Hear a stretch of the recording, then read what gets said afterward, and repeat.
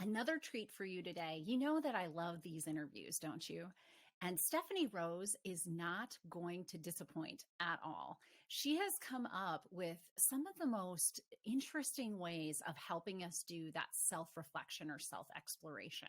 So, if you are somebody like me and most of us who listen to this podcast who struggle with that compassionate self awareness, like discovering things about yourself, but staying kind and understanding, then today is a really great podcast. So keep listening.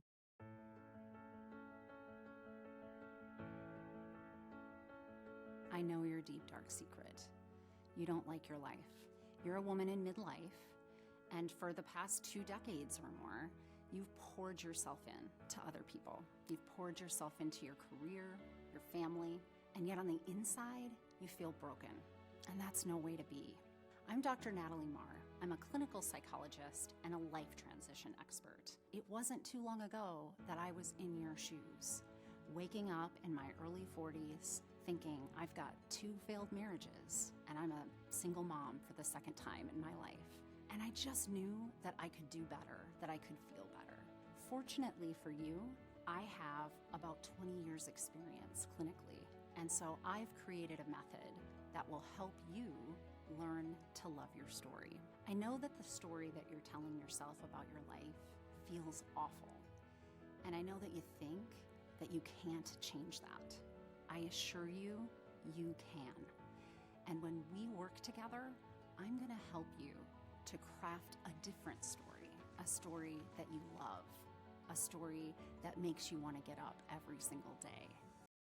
Stephanie Rose is a mom, wife, business owner, and a forever student in finding ways to know herself better. She acts as a guide for your own journey, sharing insights, tools, and practices to help you remember your magic and take aligned action each day to live a life that lights you up. All right, then, no further ado, let's welcome Stephanie. All right. Well, welcome, Stephanie. I am so excited to have you here on Midlife Crisis to a Centered Life Thriving. And I just start every podcast with people that I'm interviewing with this question. Tell me your story. Tell me what got you here to this place. Well, I think my story really started about that midlife point, and that's why I knew we'd have a lot to talk about. Like, I had 2 young kids. I was just under 40, and it was as they were like getting to the point where they could sleep through the night a little bit more, and I could kind of regain some sanity and some autonomy, and kind of being like, well, what is up? Like, what now? Like, I've done the things. I have, the kids, I have the house, the career, the husband, like, now what? Now what? And I wanted to be fulfilling. Like, I still don't prioritize me as much as I need to, but I was aware that I needed to. It was something Right. I consciously had to start putting effort into. And that was about 6 years ago. And so it was the journey of getting to know myself. And through that, I felt called I had to help other people do this. And so that's how my business started. That's beautiful. And it's so akin to why I started Learn to Love Your Story as well. Like, I love hearing other women say, I mean, I've had some fits and starts, some low moments in my life, but it isn't always a crisis, right? It's sometimes just you arrive, and arrive is like flat. Like, I have the job, I have the house, my kids are in bed, I'm doing well, and there's just something missing. Like, I feel like I need to keep moving forward, but there isn't a lot of good examples of that out there that say, and when you hit this point, here's what you do. So I think there is a lot of us that have ventured out into the coaching and teaching business basically out of necessity, honestly. Like, there's nothing else out there to teach us how to do this, so I'll figure it out, and I'm going to teach other people how to do it. Yeah, like, we don't have our communities and our tribes and a lot of role models to show. And so, like, when you hear other people's stories, that is so powerful, because you're like, I am not alone.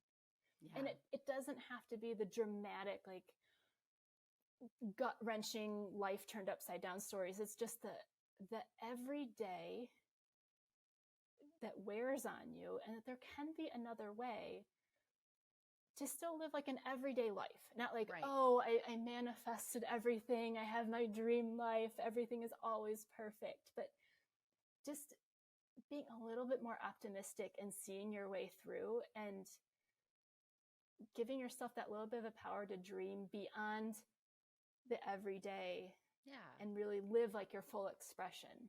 Mm-hmm. Mm-hmm.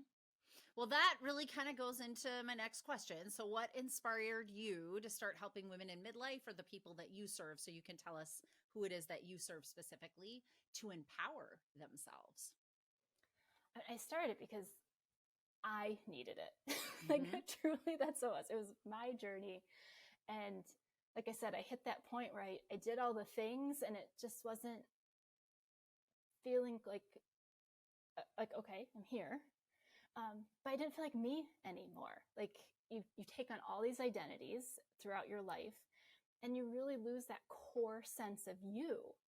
And so Right. I started doing practices to help me get to know who I was again, and then working to build it, to add it to my everyday life. So Mm-hmm. it's not like I don't have time to go sit on top of a mountaintop to just be a guru and like let these deep meditative thoughts come through. I don't have the time or money to like go off on extravagant vacations, like, because real life, childcare issues, school, Mm-hmm. homework, what are we eating tonight, like all those things. So how can we build in everyday practices to really just add that little bit of magic?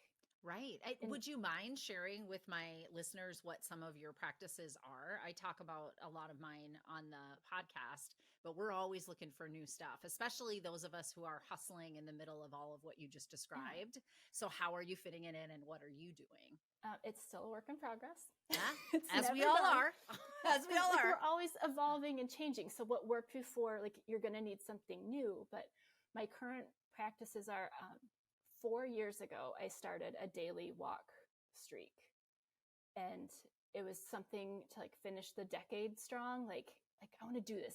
It was like an empowering kind of thing. Like, I'm going to, so it was a bit more of an efforting experience Right, for that right. month or two. And then, like, okay, I've started that strong. And then I realized, like, this is really helpful for my mental health, especially as we went into the pandemic and everything was locked down. And like, I could still go outside, and I could still Yep. go on my walk, and I Mm-hmm. could breathe, and I could listen to a podcast, or I could just clear my head.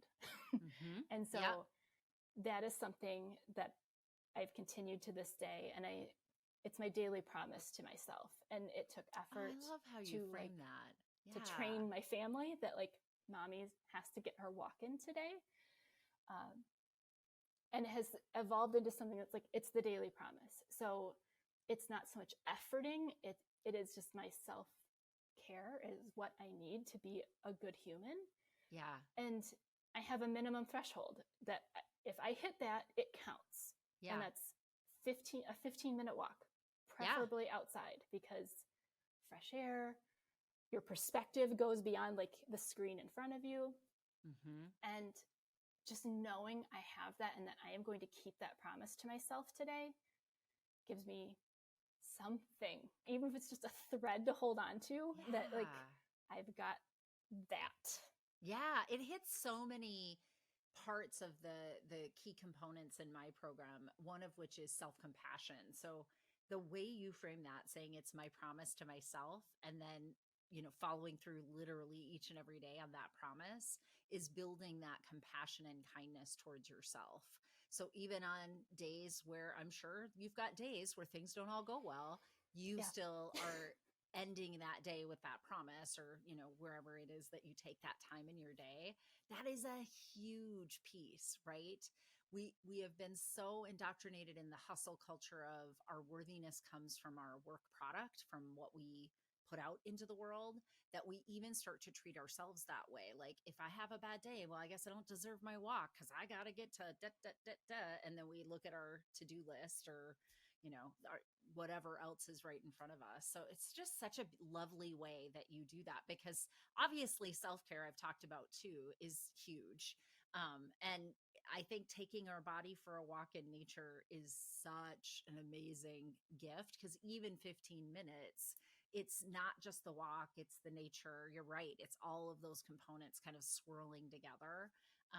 And I can understand how in the pandemic it was like a lifeline, right? Because we were so stuck inside, or if you went anywhere, it was an event and a production that felt uncomfortable because you had a mask on and you didn't know, does this place have that? Does this, what, did the hours change? Is this place even open? Like all of that started to really weigh on us over time. So I'm sure during the pandemic, it was a huge lifeline for you. Yes, my motto of the year was ready for anything. Mm-hmm. I really wish it didn't take it quite so literally, but I felt ready. Like, Yeah. It's not like I just decided, oh, I'm starting this streak and I'm starting today and then I'm consistent for 4 years. Like, no, Yeah. like there were fits and starts. It was, supposed to be like the last 3 months of the year. And it's like, wow, like, like I built my runway. I started building in that time, building in that mindset, Yeah. and like the worthiness factor that like I can make time for myself. Mm-hmm. And then over the years, allowing it to shift and change and still calling it a streak. Like, yeah. Like I keep accountable by the rings on my Apple Watch. Yep. And, some days it is a struggle. It is not a joyful promise that I'm keeping to myself. Like there is like struggle with it, but other times it's like, thank goodness I have this. Like, but I think even the struggle, that's such an important time to show up for ourselves, right? So if I've put this on my list and it needs to get done and it's a thing for me and it's feeling uncomfortable and it feels like a struggle to do it, but I show up anyway, that's the kind of strengthening that happens in the relationship that we have with ourselves, which in a lot of ways is what I am intending to teach people and learn to love your story, is how to learn to love yourself, because we haven't been taught that. We've been taught about how to care for everybody else around us. And there's some sort of assumption that you just do that without any relationship to yourself. The truth is you have to have a relationship with yourself. So if you're not paying attention to it, that's how it's developing is out of neglect. And that's not going to be useful to you either. Yeah. Like, and sometimes like the days I most didn't want to go, like that's when you most need it, honestly. And so, even trudging out in the snow or in the rain, it's like, well, it's 15 minutes. Yeah. It's not that bad. Like, yes, sometimes it is on the treadmill in the basement, but I don't know. So there's just something like I can be a little bit of a badass walking out here in the rain too. Yeah. Right? Like, exactly. And so it builds that resilience muscle of like, I can do hard things. I can do uncomfortable things. I can show up for myself and I can keep seeing how that builds. So I'd say that's my biggest practice of showing up. And then my journey started with the Artist's Way and doing the morning pages and the journaling. Nice. So having that mental outlet as well worked so well for me. Yeah. And so the combination of the two is like what I really need to do. And even though I know this, I'm still so guilty of not giving it to myself.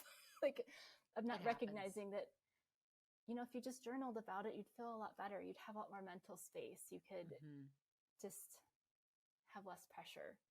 So I still need the reminders to like love that. Do it. Those are two key practices. Journaling and walking are beautiful. That's a beautiful foundation for a self-care plan. So I know you say you're a work in progress, but it sounds like great progress to me. Yeah. My next question is and you were talking about resiliency, like building resiliency for yourself, and that those are opportunities for that as well. And my next question kind of goes with that. So what are some common challenges that you're helping women in midlife, or, whoever you help, the people that you serve? So what do you think are the common challenges that are popping up? I think a lot of it is like having the confidence, like fully knowing yourself and being okay with showing up with who you are, like owning your weird and like leaning into that and showing up as that. People need you, not like a glossed up version of you. Like the true you, the one that dorks out over your favorite show, or like whatever it is, like, but knowing that about yourself and letting that part of you into your life. Like, I love Gilmore Girls. That used to be like such a dorky thing I wouldn't say, but like, I love the show. It's my comfort show. I have made friends because of this show. I have online chats. I've met with authors who write fan fiction about it. Like, again, dorky, but I have real relationships with these people now over something that I love. Mm-hmm. And so I think for people who are feeling stuck and aren't feeling quite as resilient, like, start operating from that sense of who you really are. Yeah, exactly. And it won't, then you will feel stronger because it's your foundation of who you are. Right. And you can have confidence as you build upon that. Yeah. And I like the juxtaposition of who you really are and finding your weird, right? Leaning into that, because you had said earlier, I think that is a big part of what we're helping people with, is just to discover their authentic self, that they've assigned themselves to so many roles that they've kind of lost touch with who they are. And some of those very simple things, like, I love a show called The Shield. It's a Marvel Comics, spinoff, right? But it had some of my favorite characters that came off of it. And then it was like, I don't know, I just got into it. I geeked out about it. Gilmore Girls, right? So I think finding those things about ourselves tells us more about who we are authentically than what our roles are, for sure. Because those have so much social, cultural, religious, family conditioning all rolled into them. It's hard to extricate what we were taught was the good girl thing to do and what we want and are authentically drawn towards in our lives. So there's just something really sweet about, finding it in that way, leaning into the weird. I love that. Are you liking what you're hearing today in this podcast episode? Oh, I am so glad. I love being able to really touch people in a place where they need the help, right? So I have two requests of you. The first one, could you just think of one person in your life that also could hear this message? I bet you could. And what I'd ask you to do is, when you're done listening today, why don't you just take the link and send it to that person, right? Let them have a chance to also gain from this the way that you are today. And then the second thing that I would request that you do is make sure that you're following me where you get your podcasts. Like, comment. I even on Spotify have questions each and every week. Use any of those outlets, because it does help me help you. What I gather from that information is what you want to hear about. And then I make sure that these podcasts are relevant to what your needs are. Yeah. And like you said, bringing up story, like, we can learn so much through other people's stories, and it doesn't have to be real. It can be fiction. It can, like, I love reading novels and then kind of pausing and thinking, like, well, how would I have handled that? Have I ever had a situation that came up like that? How, like, what would that do to me? What would I think? What advice would I give? Like, it just gives you more practice to, like, kind of put yourself in someone else's shoes. So I've actually created journal prompts around, like, using novels, because then it's two birds with one stone, like a book that you love reading and a little, like, self-reflection, a little bit of a growth, in a comfortable space. Yeah. No, I think that's brilliant, because it gets at that authenticity. You're reading a novel because you picked it up because you like it, and having journal prompts that help you self-explore and reflect because of that. That's beautiful. Really lovely. Yeah. My next question is, how can women in midlife begin to cultivate, let me say that again. How can women in midlife begin to cultivate a stronger sense of self-worth and self-confidence, would you say? It goes back to knowing yourself and being brave enough to spend quiet time with yourself to let those things come through. And being okay, like, you did the best you could with what you had at the time. Yeah. If it's like a negative situation, and maybe with time now you have some perspective to reframe that or let it go, or just just know you did the best you could with what you had. Like, yes. Oh, like, I love that. like I talk about my capacity all the time. Like, my capacity is kind of maxed out because it's not actually at its fullest capacity, because I need to take care of myself a little bit better. I need to take care of my sleep. So like recognizing like, oh, my sleep sabotage is not helping me. Yeah. But just building that confidence to show up and to take the steps to get to know yourself and then show up as you. As you. And it can be scary because you might worry that people won't like you for you. Right. But if they do, those are your people. Those are your tribe, for sure they are, right? Yeah. I just said that to a friend, actually. We were having a really interesting discussion. So our kids were part of their own COVID tribe, to go back to COVID. I don't know why that theme kept coming up today, but we had like a few families that once you broke down, like, okay, we're going to hang out and we're just like, we all get along and our kids get along. Okay. But these two were 3 years apart.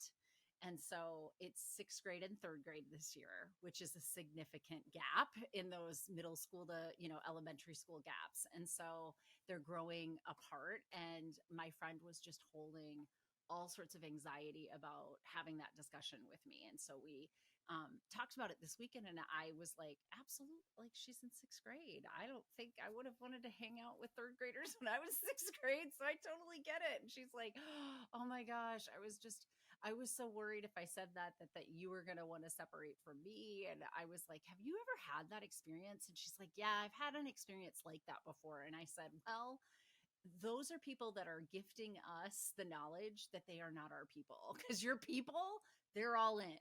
Like, I'm like, totally get what's happening there. And that doesn't affect our friendship. It just affects the nature of like how we'll hang out, because we won't do it as a group with the girls with us. But hey, not a problem. I'm all for cocktails on a Friday evening after a rough week. Yeah. So we can without do it the kids, maybe. Without the kids. So I'm okay with that too.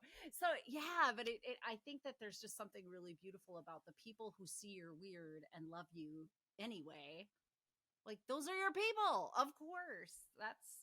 Those are the ones that you want to go after. Those are the really, and you need to create opportunities sometimes to test that, as uncomfortable as that is, in order to see that. Yeah, and know that some people are there for like a reason, a season, or a lifetime. So like, if for your friend and her daughter, like, that was the season. Like, if it wasn't meant to be, then that's okay. It's not like totally personal to you. It's just your life is going in different directions. But if you're able to stay, like, you guys be friends, like, great. Yeah. But just, I guess, not taking it all so personally, because you really like know, trust, and love yourself. And know, like, people are going to come and go, and you don't know what's going on in their life fully, like what capacity they're working at. You don't. And that is a huge deal. If you don't know where somebody's capacity is, then, making assumptions that they're taking this out on you because of something you did is a moot point. I mean, like, you're going to waste time harming yourself thinking in that direction, when it could just be that the person doesn't have the capacity and is just not there at that moment for you. Carl, you have so many, I can see why we are getting along in this conversation. There's so many parallels. Your compassionate self-awareness, and you keep coming back to self-care, and that's capacity concept I think of as what I talk about in self-care is like, there's 2 kinds of self-care. There's the kinds that shore us up and keep our energy in, and there's the kinds that replenish us or restore us, because we need that. You use the juice, so you're going to have to fill it up at some point. And but how you keep coming back to things like reflection and being really kind and compassionate towards yourself in that reflection. There's so many parallels to my program here. Why don't you tell my listeners a little bit about your services and how they help? My core offering is the Illumination Kit. And so it is a guidebook that helps women be guided through this process of remembering who they are, remembering their magic, and just giving them a way to walk through that in a no pressure way, to start that self-discovery, to actually like Yeah. make some lists, to write it down, and to give yourself some space to capture that. Mhm. And then what's magical about it is it does come as like a physical guidebook, because I love snail mail. And so I it's love it. I just love actual things. Like I have all sorts of colored things to write on. I'm like, it's touching all of the places that warm my heart. So yes, it came out of my own love of like stationery and Exactly. books and like touching things. So exactly. it is a handcrafted journal with 4 guidebooks in it. And then as an added touch to support you along the way, I send handwritten cards to go with the Wow. theme of the 4 booklets. Oh, that's really neat. Oh, I love that personal touch that you have in that program. It's a dance, right? You want to give kind of that personal gift to everybody, but you also want to help as many people as you can. And so there's always kind of like this, how much stuff can I do and still, have my capacity to take care of me and do the things that I need to do to pay the bills and those kinds of things. So I just really appreciate that you are able to put that loving touch on your program. Yeah, like I don't like we get so many like freebie downloads and video series, and like I've gotten a lot of value through them. Mm-hmm. But it's so easy for them to like disappear into the ether of your computer. But if you have this like tangible book that you can come back to it, you can see it on your bookshelf, and then the practices are timeless. It's stuff I come back to all the time. Yeah, it's just at a new evolution. Right. I mean, if you can come back to it, like I have, my little chair back here and have it on your little desk, and that's part of your routine at the end of, at the end of the night is to sit on your comfy chair and look at that and self-reflect. That's you answering the promise. So your version of that is going for a walk, but you're delivering this in a package for people where they could be doing that for themselves in a different capacity with the journaling. And both are such important self-reflection, building the, compassionate self-awareness or that capacity, for sure. Yeah, like so everyone's different. I'm not going to say that everyone needs journaling and walking, but no, I think intrinsically as humans we do. But to do the further exploration, like, well, what kind of walking or journaling or other self-reflective practice works for you? Like yoga and I don't get along. I don't get along with it. Like it's not something I do, but other people, like, maybe that is your thing, and that is what helps you like get into your body. So it's taking the time to really notice, and then not feel bad that like everyone tells you to do yoga, it's so good. I'm like, I don't feel bad that I don't do yoga. I don't. I think that's a really important distinction, though. It's not the activities that are important, it's the self-reflection. And so these are 2 activities or mediums that you can facilitate self-reflection through: journaling, walking, but so are things like yoga. There's a lot of different ways to get at it. And these are just a couple that have really worked for you that you've reflected on with us today.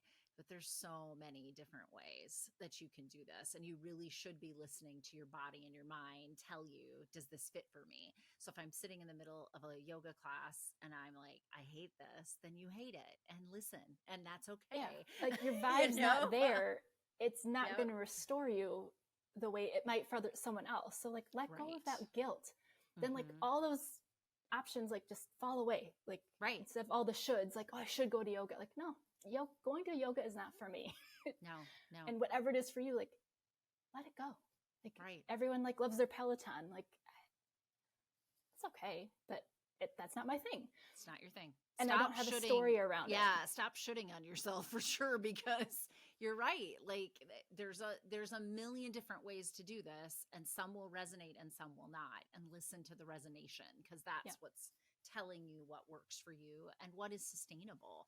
If you're talking about creating capacity, you don't want to be doing that with something that's taking more out of you than you're putting back into you. That's not going to work. That doesn't build capacity. That builds burnout. That's a whole other podcast. So like we don't need to do that to ourselves. And so listen to that resonance. If it If it fits for you, you'll know. If it doesn't fit for you, you'll know. That's okay. Then just keep searching for the thing that works for you. Yeah. No, I really appreciate that distinction. I think that my listeners will really value that as well because they come from a variety of backgrounds and like countries. I have people downloading from all over the world. So, like, don't hear journaling and walking as the answer to all things, but rather the self reflection is really important because it gets at that compassionate self awareness and find your jam for creating that. I say essentially start there. Like, start there. Because it's, I think as a society, we don't do that enough. So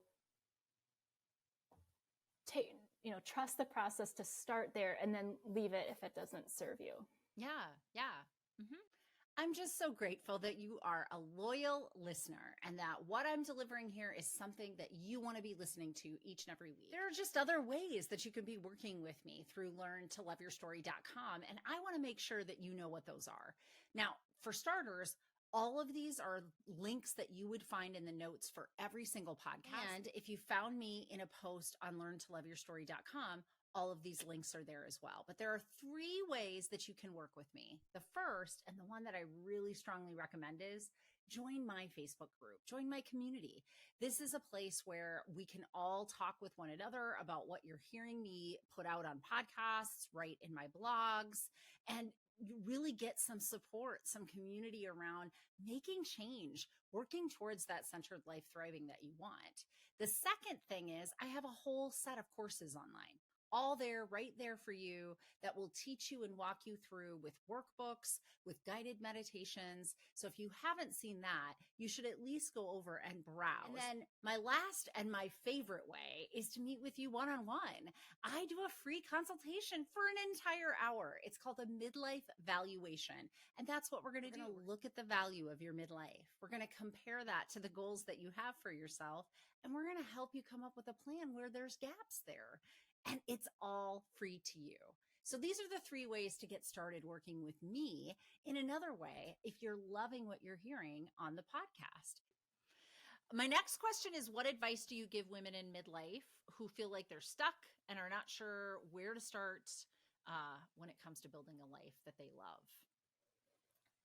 I'd say start paying attention to what little nudges show up. Like, what makes you uncharacteristically excited or enthused, and make a list of those things. Like, that was another place I started. Like, what things do I love? What things do, like, I don't know. I just really like it. Like, journals, like going to Paper Source and like just like being around the cards and the goodies. Like, I love that. Like, so what about that do I love? Like, and then like loving Gilmore Girls, like it's a comfort show. Like knowing, like truly knowing what your favorite foods are and like enjoying them and like just really getting to know yourself in those really subtle ways. And then that can start to bring that up in you, and then dare to dream that you can have more of that in your life. Yeah. In the everyday. It's not like you save up for that dream vacation once every 10 years. Like, no, like every day, what can you do? So what I'm hearing you say in that is it's really kind of a stepwise process. So start gentle with that self-reflection, with knowing yourself a little bit. And then as you're feeling comfortable, kind of edge into pushing yourself to do some new things for yourself, and then feel through that and decide, is this something that stays or goes? And yeah, like if there's something you've always wanted to try, like, do you actually want to try it? Or is it something someone told you always wanted to try? And then decide like, well, maybe I should try it. Like, yeah. Just sometimes I think for us, we have to almost try it if we're in that question, because it's too hard to extricate. Were we told we should, or is this something I would like? And so that might be part of that self-discovery process is just, let me try some new things. And if it, if I'm sitting in the middle of a yoga room, sweating my mind off and hating it, I learned I don't like that. But I don't know if I'd have known if I hadn't literally embodied the experience. I would have kept thinking in the back of my head, oh, I should do yoga because I've heard somebody talk about that. Yeah, and it might be the thing for them, but like, and then tell yourself the story that like you're taking aligned action, and this is exploratory.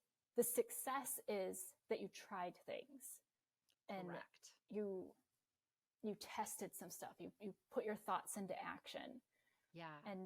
And not beat yourself up like, oh, I'm hopping to another hobby. Like, no, like you're figuring stuff out, and that's part of the compassion. journey. Yeah, that's that compassion piece. That's such a pivotal piece to growth. Is we don't just beat ourselves up then if it doesn't work out. We see the journey as the success and not the arrival at some sort of end as the success. Yeah. Because you've already been at the end, right? You've done the career kids house, like exactly. That's where we began this podcast. And that didn't feel good. Like that was technically like the end. That was a destination, and you're still left with now what? So really, like focus on the journey, and I don't know, just love the curiosity and the potential to like following your dreams. Yeah, for sure. Oh, I love it. How do my listeners find you? And I will have all the links in the notes so they can click and go, but how do they find you, Stephanie? I am most reliably showing up in my newsletter, which you can sign up for at fireflyscout.com. Great. And I do like to share the journal entries that I write over on LinkedIn, and you can find me on that under Firefly Scout. And when I feel inspired, I show up on Instagram. Like I have a weird relationship with it. Like I have a weird relationship with social media, period. So I find, I similar. There are some things that I do regularly. Everything else is catch as catch can. Exactly. So I'm very diligent with my newsletter, and I always share a personal story and an easy to implement tip, and just love to hear what, the audience that I'm interacting with, like what's going on with you. So I always invite readers to reply back and just good. Tell me. And I mean, for somebody that's sending out stuff in the mail and handwritten letters, I imagine that if you message you on social media, you're going to hear you back. It's not like, so you're going to get that personal touch from Stephanie here. My listeners should hear that because I know they love that kind of stuff. They actually follow me because I'm more niche down like that. And so they do like providers that have like that personal touch. And it seems like that is the through line for all of your stuff, Stephanie. I have to ask though, Firefly Scout, how did you come up with that name?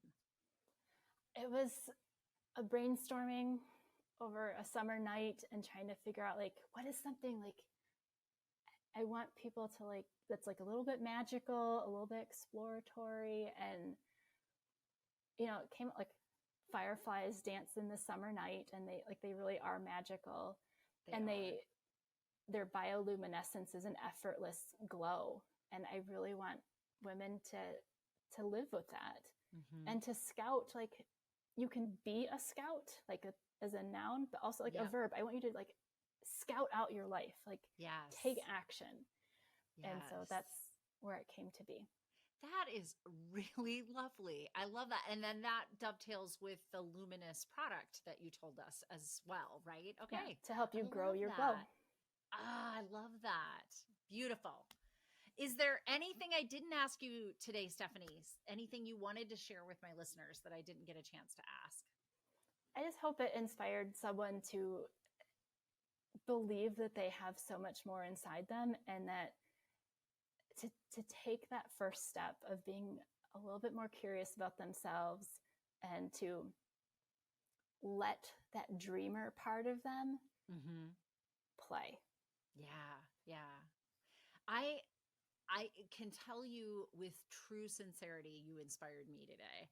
In fact, I think I'm going to put this podcast a little bit up in the timeline. So I'll I'll give you, I think it'll be at the very beginning of November when this one airs, because it fits so well with some of the other stuff that I've already recorded and am editing for that timeline. Well, I don't know about you, but I felt like there was so many synchronicities between the Learn to Love Your Story.com program that I have, my online courses, my group coaching, and my individual coaching, and this program that Stephanie talked about, like how she wants us to get into that self-reflection, and how she thinks that once we have that self-reflection, that self-awareness, that we're able to really transcend and empower ourselves to choose what we want for our lives, to find our own magic and to move beyond the stuckness of midlife, for sure. So I hope that you look her up, because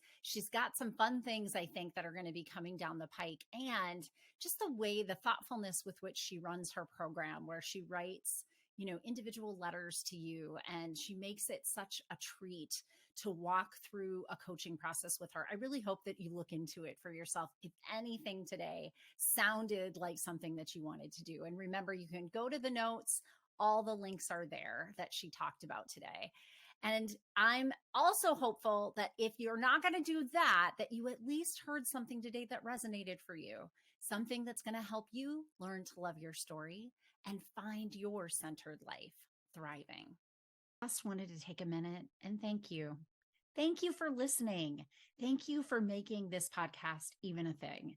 It's being downloaded all over the world, which really amazes me, but it also warms my heart, because I felt like this is the kind of information that women in their 40s and 50s and 60s need to start hearing. We need to get a fire lit under us, right? But we also need to know how to go in the right direction. And it's hard when you hit midlife and it feels like life is just not clicking. I want to help you have a centered life, to feel like you're thriving and that you love every minute of your life as it is right now. And I promise you, you really can do that.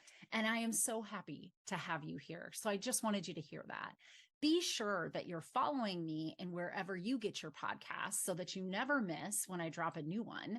And also like and comment. I do listen. If you've commented on these podcasts, you'll see that I start feeding you more information about those podcasts. All right, so I'm adding a little addition here. It's the legal stuff. Just so you're aware, nothing in any of these podcasts constitutes actual psychotherapy. Yes, I am a licensed clinical psychologist in the state of Minnesota, but everything here is just educational in nature and is a suggestion of things that you could be doing in your own life to learn how to love the life that you're in, instead of waiting for a life that you're dreaming of to come towards you. So just remember, this is not therapy. And if ever you need any resources for mental health, look in my notes, and I'll always have a little blurb at the bottom where you can click on a link and get those services for yourself.